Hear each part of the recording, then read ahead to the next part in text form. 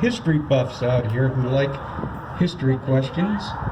I can think of two in particular who like military history questions. So, I have a military history question. Actually, I have about 3 or 4. I chose one.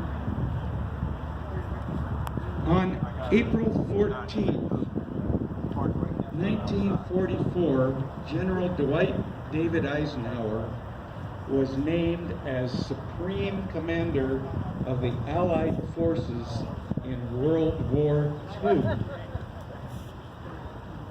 Going back 20-some odd years earlier, who was named Supreme Allied Commander of the Allied Forces in World War I? If you think you know the answer to that one, you are way too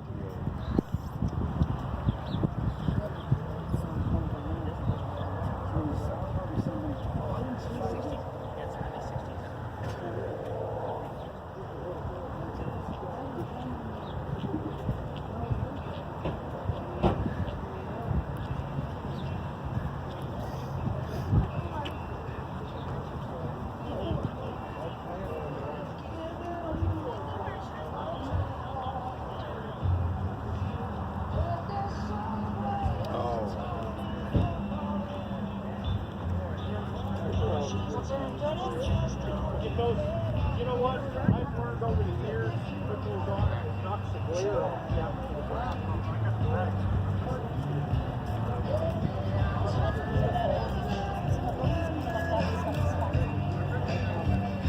Sorry. It's all right. That was actually. It was not Pershing. That is a good guess. Okay, it's a great guess.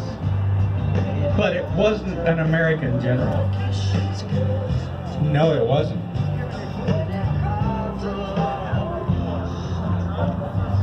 No, it's all for me.